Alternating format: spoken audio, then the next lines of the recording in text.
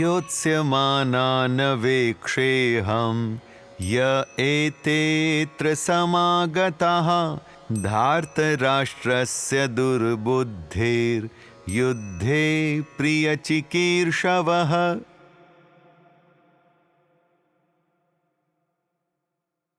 यहाँ अर्जुन अपने सारथी भगवान श्री कृष्ण को युद्ध भूमि के बीच ले जाने के अपने आग्रह का विस्तार कर रहे हैं।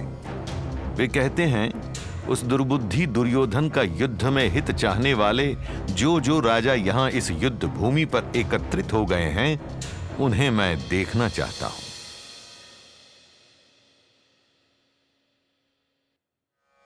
अर्जुन यहां थोड़े क्रोधित हैं। दुर्योधन को धृतराष्ट्र का दुर्बुद्धि अर्थात दुष्ट मन वाला पुत्र कहते हैं। पांडवों के अधिकार को धोखे से हड़प लेना, समझौते के हर प्रस्ताव का अपमान कर देना, पांडवों की हत्या का प्रयत्न, भरी सभा में द्रौपदी का चीर हरण दुर्योधन ने एक नहीं अनेकों बार अपनी आसुरी प्रवृत्ति का परिमाण हर किसी को दिया। सब देखते हुए जानते हुए भी इतने सब राजा दुर्योधन का साथ देने चले आए हैं। आश्चर्य की बात है, परंतु ऐसा तो वही कर सकता है जो स्वयं भी दूषित मन का हो, दुष्कर्मी हो। और ऐसे राजाओं पर कैसे न क्रोध आए अर्जुन को।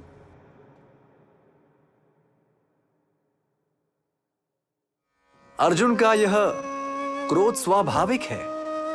यह सोचना भी स्वाभाविक है कि दुर्योधन का साथ देने वाले सभी राजा अधर्मी हैं, पाप के अनुयायी हैं।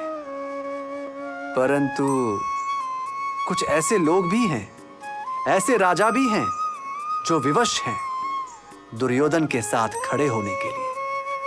शायद उसके किसी पुराने ऋण, किसी एहसान तले दबे हुए, या फिर कुछ ऐसे जिन्हें दुर्योधन ने मित्रता की दुहाई देकर फंसा रखा हो। कारण चाहे विवशता हो, परंतु उसका फल तो उन सभी को भोगना होगा। कोयले से भरी कोठरी में जो भी जाएगा वो खुद पर कालिख लगवा कर ही निकलेगा। और यही होता है बुरी संगत का असर भी। आप किन लोगों के साथ उठते बैठते हैं, मित्रता रखते हैं, हंसी ठिठोली करते हैं, इसका प्रभाव बिना जाने ही आपके जीवन पर पड़ने लगता है। सफेद वस्त्रों पर भी अगर काला दाग एक बार लग जाए तो छुड़ाना मुश्किल हो जाता है। परंतु पवित्र चरित्र पर लगा कलंक, उसका फल भोगे बिना बचना तो असंभव है। ध्यान रखिए अपना।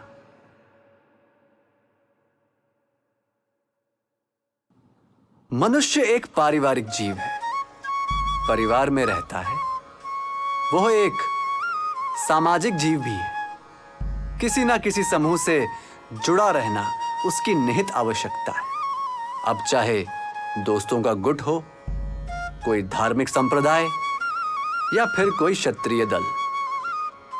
और ऐसे में एकजुट रहना, एक दूसरे की मदद करना अच्छी बात है।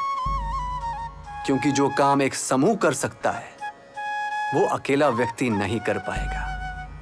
एकता में असीम शक्ति है। अब काम अच्छाई का हो तो सभी का भला, समाज का भला। परंतु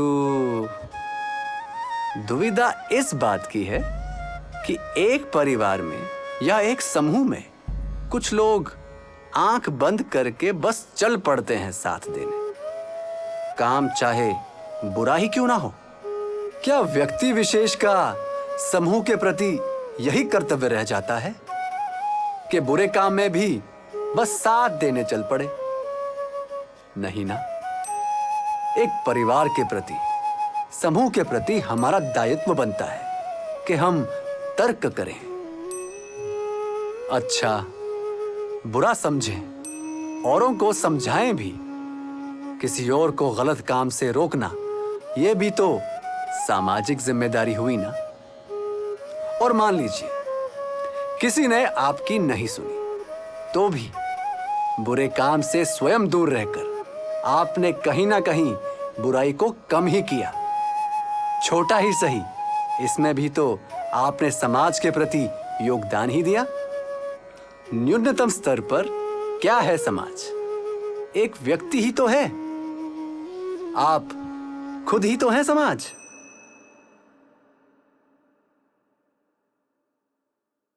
कई राजा हैं जो दुर्योधन का जानबूझकर साथ दे रहे हैं। अच्छे बुरे से, पांडवों कौरवों से उन्हें कोई मतलब नहीं। उन्हें दिखता है तो केवल अपना स्वार्थ।